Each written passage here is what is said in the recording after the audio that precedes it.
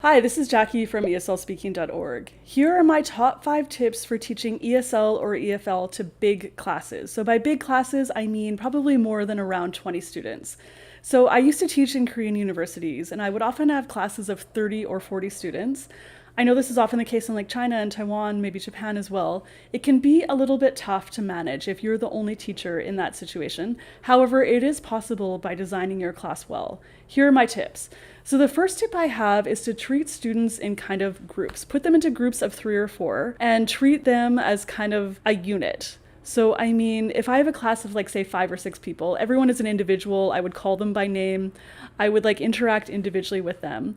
However, in a class that big, if you start calling individually on 40 people, it's like way too teacher-centered and not enough student talking time and all that. So I put students into teams or groups and then just kind of have that as the basic unit in my class. The next tip is to do some task-based learning projects. I'll put a link up there for you for some ideas.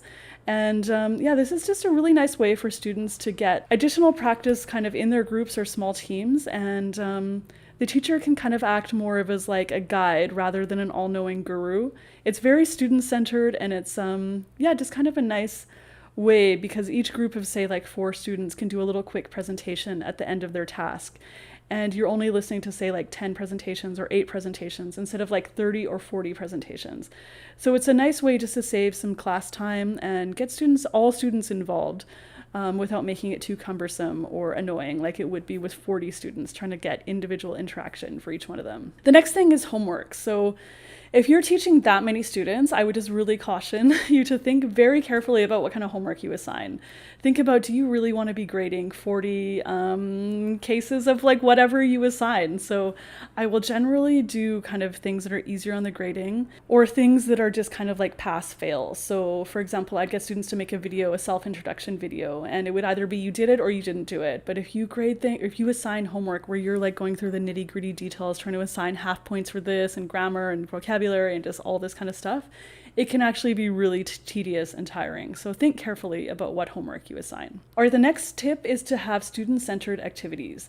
So whenever possible, I like to put students, have them working in pairs, in small groups. Maybe one group talks to another group about something, kind of surveys, that kind of thing. So I try not to stand at the front of the class and lecture or talk too much. And this also involves like talking one-to-one, like, oh, hey, Bob, what do you think? Oh, hey, Jenny, what's your answer? Hey, how about you, Keith? What's your answer? So that is very student-centered. So that leads me to the next one. Instead, I like to do, I think of students kind of doing individual work. Then they join together with a partner and they maybe compare answers or they chat about something. Then I have those 2 pairs join together with another pair so that they can form a little group. And then maybe at that point, we will come together as a class and then I will elicit an answer from a group. One answer from this group, one answer from this group. So kind of just think about student talking time and try to increase this as much as possible. So the only way to really do this in a big class like that is to have students work in smaller groups and not necessarily one-to-one with you. And I understand that might be a struggle because lots of students take a class with a native English speaker and that's what they want, that's what they expect.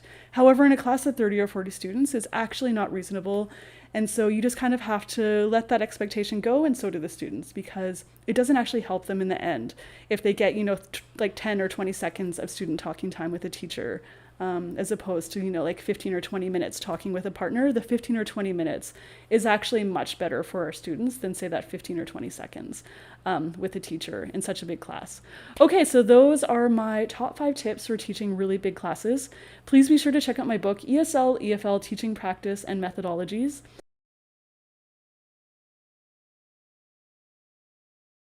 So today I'm going to talk about the top 5 tips that I have for teaching ESL or EFL to teenagers. So the first tip I have for teaching ESL to teens is to not take things personally. As you know, when you were a teen yourself, or maybe you have some other teens in your life, hormones are a real thing. They're going through ups and downs.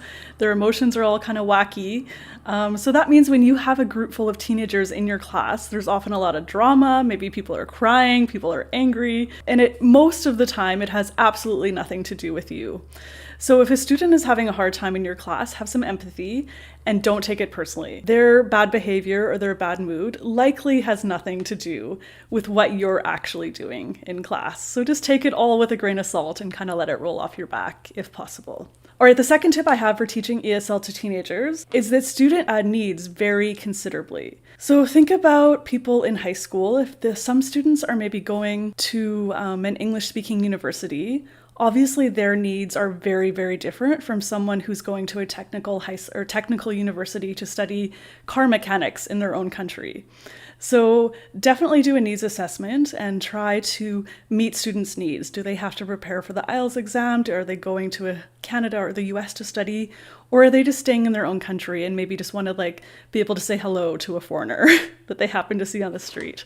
So definitely check with them and find out. The third tip I have for teaching teens is to build a relationship based on mutual respect. So definitely give your students some respect and they'll also respect you back. That said, have some rules for sure. Things about cell phones and food and drinks, whatever is appropriate in your teaching environment, and enforce them. But also don't be overly strict as well. So I'm saying aim for the happy medium and your class will go much more smoothly. The fourth tip I have for teaching ESL to teens is to choose relevant topics and interests. No teenager is gonna love talking about, for example, cooking a 4-course meal. Probably that's more of the interest of the 30 and 40 and 50-year-olds that you might be teaching. Teenagers, probably their parents just cook for them all the time. So doing a whole unit on cooking, they're probably not that interested. But if you do, say, a unit on fast food and the impact it might have on kids, or should teenagers and children be eating fast food, should fast food companies advertise to kids, stuff like that would be interesting, I think, to teenagers because it would be relevant to them. All right, the fifth tip I have for teaching ESL to teenagers is use a variety of games and activities. Don't do the same thing every day in your class. For sure, that will get boring super quickly, and your students will start to use their cell phones, start to chat with their friends, start to sleep, whatever they're going to do that's not listening to you or not participating in your class. So definitely mix it up, keep students on their toes, and one of the best ways to do that is to pick up my book, 101 ESL Activities for Teenagers and Adults. The link is right up there.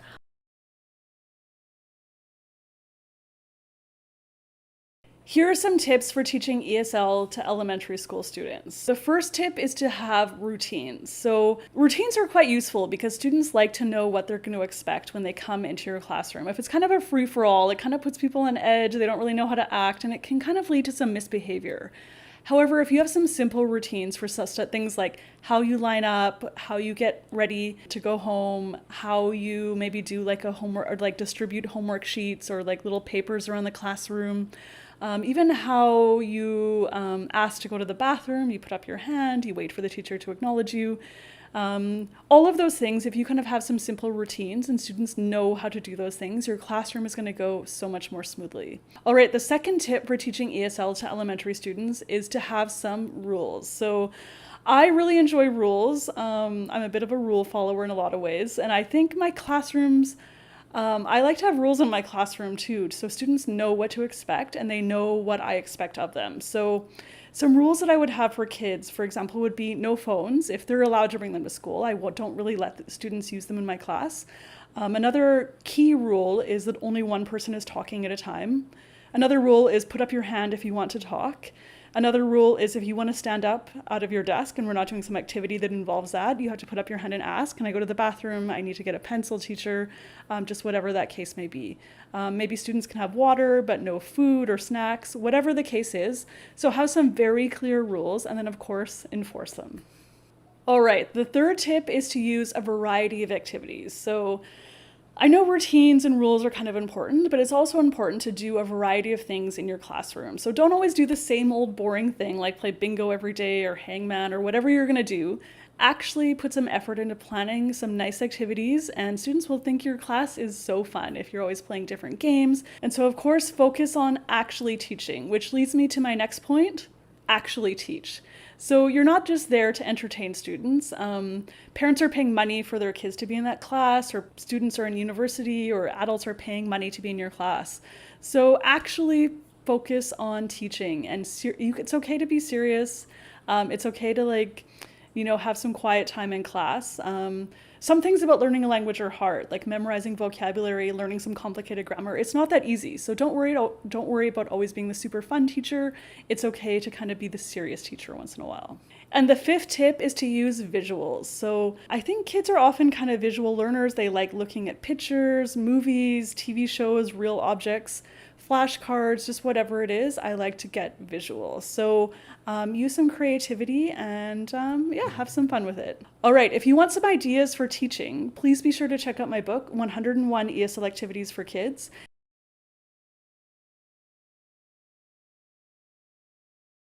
Here are my top 10 ESL teacher mistakes and how to avoid them. Number one is taking things too personally.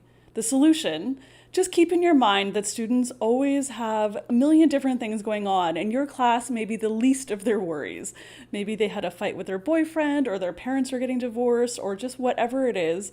They often have many other things going on. So if students are misbehaving in your class, or are grumpy, or don't want to participate, it sometimes has something to do with you, but likely not. So just keep that in mind and don't take it too personally. The second ESL teacher mistake is not having a lesson plan. I never go to class without at least a very basic lesson plan.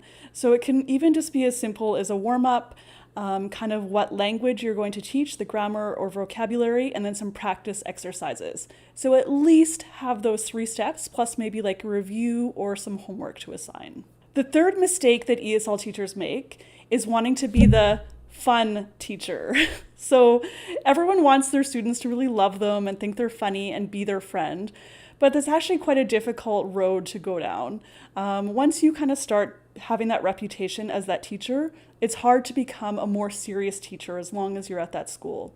And it's also kind of exhausting, I think, if you always are on stage and just want to have fun and like make your students laugh. It's fine if you're having a good day and you're kind of upbeat and feeling good, but if you're not feeling great, that's really tough to do on a consistent basis. So the solution, have some fun, but also realize that teaching and learning a language, there are serious things, and it's okay to be a little bit serious sometimes. So kind of start showing your students that there is a serious side to learning a language as well. The fourth ESL teacher mistake is going too quickly. So we've all been there. We have a book that we are given maybe by the school administration or parents or whoever, and they expect us kind of just to power through that book over the course of a semester, sometimes way too quickly. The result is students don't actually learn that much. They learn a little bit of everything, but don't really know anything deeply.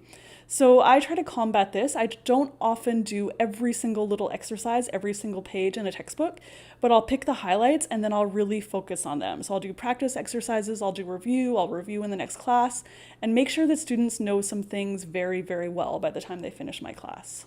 The fifth teacher mistake that people make is not knowing names. So if you don't teach that many students, make an effort to get to know their names, even if you have to take pictures and kind of match them up with your class list and that kind of thing. If you have a lot of students, I suggest using name tags. So get students to fold a piece of paper into 3 and then write their name on that, and they can keep that on their desk every single time.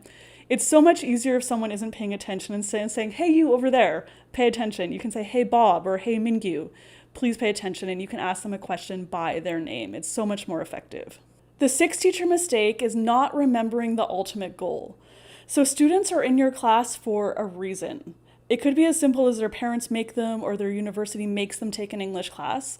In that case, do your best, but then students have other goals. Maybe they want to pass an English interview, or they want to be able to understand English movies when they see them.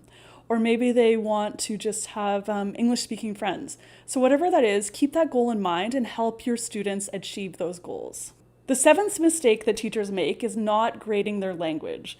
So if you're teaching beginners and you're talking as quickly as I am right now, using the grammar and vocabulary that I'm using, your students are not going to understand anything. It's going to be a little bit of the deer in headlights look. So grade your language in terms of speed, and then also in terms of vocabulary and grammatical structures.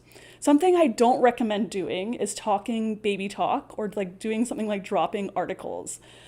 Speak grammatically correct sentences using the correct vocabulary, but use slower language and speak more slowly to them. The eighth mistake that ESL teachers make is with eye contact. So when I'm teaching a class of, say, 40 students, The students at the back and to the right, I make eye contact with them all the time. The back left, once in a while, I'll make eye contact with them. And then there's some very lonely people in the front left that I never actually make eye contact with. I didn't even realize this until I was doing a class on presentations and public speaking. And I was talking about eye contact, and my students in the front left said, "Oh, actually, Jackie, you never look at us." And I said, "What? I had no idea." So I think everyone does that. It's kind of a natural tendency that you look maybe towards your more dominant hand. If you're right-handed, you spend more time looking to the right side.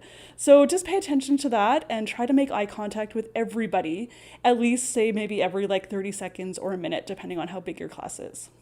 The ninth mistake that people make is making their class very teacher-centered. So I know it's kind of a natural thing. You're up on stage, everybody's listening to you, everyone's laughing at your jokes, and you just start talking and you're telling stories and students are just eating it up and loving it. And I know I've been there too, and it is fun. However, students are not actually learning that much because the classroom is not that student-centered. So do whatever you can to get the students talking, interacting with each other, because that's how they actually learn a language. And the 10th teacher mistake that people make is not following through. So if you make a threat, if you use your phone, I'm going to take it away for the rest of the class. If you say that and then you see someone using their phone and you don't take it away for the rest of the class, students will have no respect for you and they're just going to run wild in your class. So whatever threat or whatever promise or just whatever you say, follow through no matter what. It's so much better and so much more effective. Okay, so that is it for my top 10 ESL teacher mistakes and how to avoid them. Please be sure to check out my book, Teaching ESL for Dummies. I'll put the link right up there.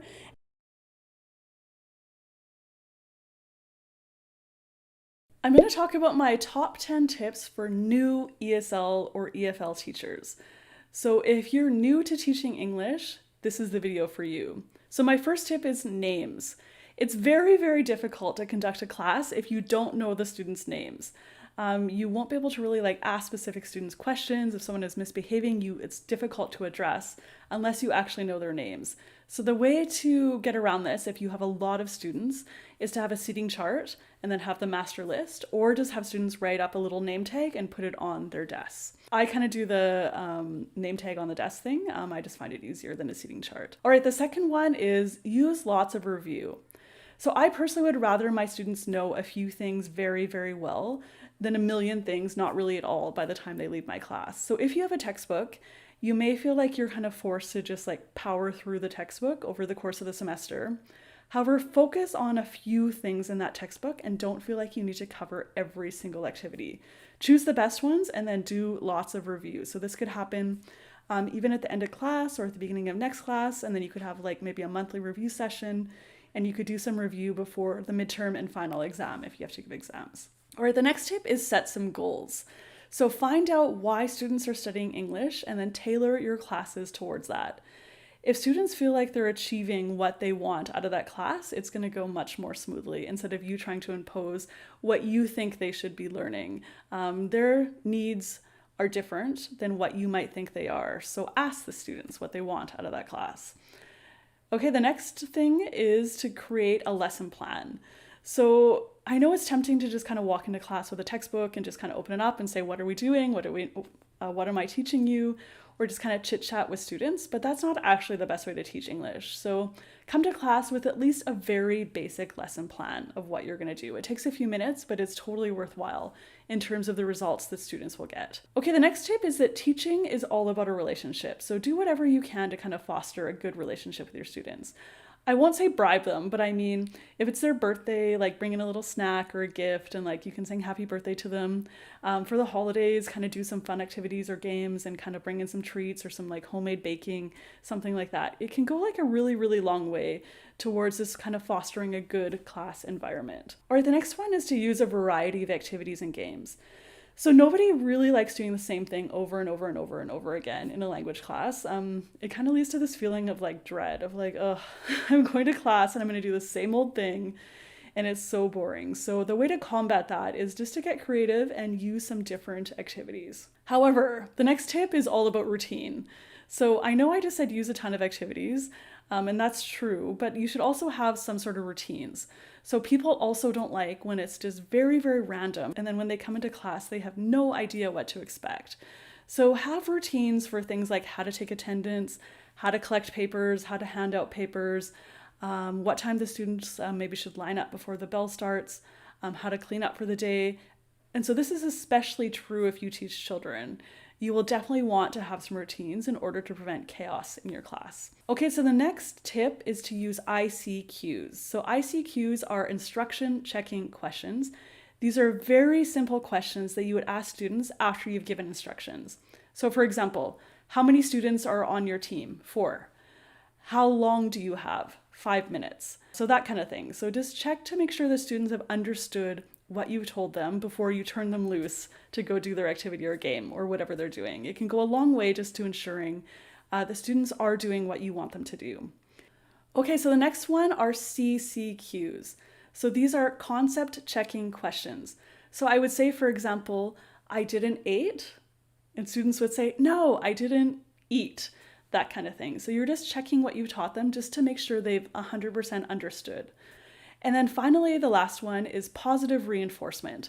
So, in every class in every country with every age, there's always the class clown. There's like the one person who's maybe a little bit lazy. There's the one person who doesn't like English. There's the kind of keener. There's, the one person who just wants to kind of create trouble. It's just in any country, in any situation that you're teaching, there's always kind of those common different types of people. So I personally try to focus on the positives. So I choose things to call out that are not negative. So for example, you work so well as a team, great job. Or, oh, you did a really nice job on that assignment or worksheet. Or thank you so much for helping me hand out those papers. Or you guys took such a short time to clean up. I really appreciate it. And you did a very good job. Oh, thank you for picking up that trash off the floor. Things like that. So focus on the positive and not the negative.